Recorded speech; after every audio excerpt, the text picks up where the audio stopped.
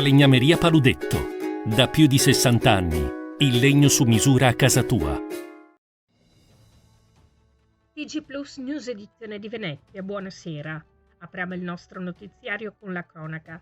Il sindaco di Venezia, Luigi Brugnaro, ha firmato ieri un'ordinanza per la tutela della sicurezza urbana e dell'incolumità pubblica per la notte di San Silvestro 2023 e per il Capodanno 2024. Dalle ore 19 del 31 dicembre alle ore 6 del 1 gennaio è previsto il divieto per le attività commerciali e gli esercizi pubblici di vendere e somministrare, anche nei plateatici esterni, bevande in bottiglie di vetro, lattine chiuse o bottiglie di plastica tappate.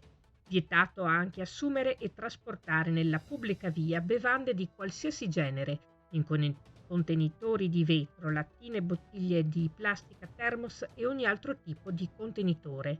Vietato infine l'uso e la detenzione di spray al peperoncino o simili. Il mancato rispetto della presente ordinanza comporterà una sanzione amministrativa da 25 a 500 euro. Parliamo di sanità.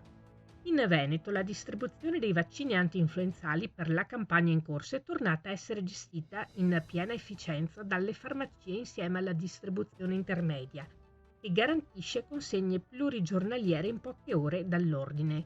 Dall'avvio della campagna anti-influenzale in farmacia, partita il 16 ottobre 2023, le farmacie del Veneto hanno somministrato 34.573 vaccini e il totale delle farmacie con almeno una somministrazione al 17 dicembre hanno toccato quota 452, numeri in netta crescita rispetto al 2022.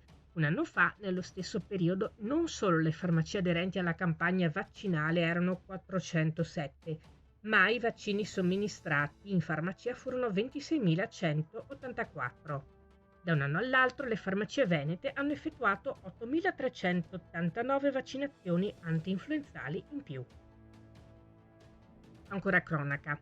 Il sindaco di Venezia, sentita la prefettura, ha firmato un'ordinanza con la quale ha vietato l'esercizio dell'attività venatoria, nonché l'addestramento e allenamento dei cani da caccia nell'area tra Mestre zona Taliercio, Campalto e Favaro, ricompresa tra la strada regionale 14 via Martiri della Libertà, via San Donà e via Gobbi.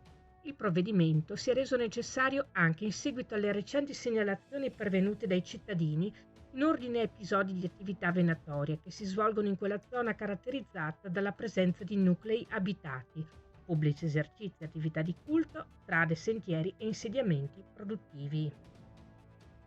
Cambiamo argomento. Oltre 100 persone hanno ricevuto oggi il premio Pane Dolce Medaglione con impressa la M di Marghera.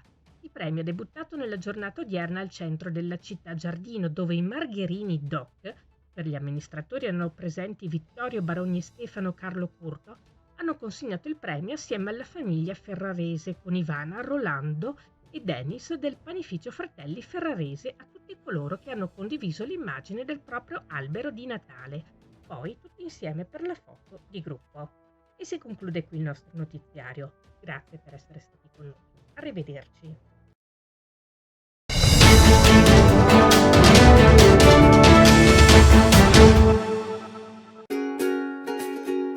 Falegnameria Paludetto. Da più di 60 anni. Il legno su misura a casa tua.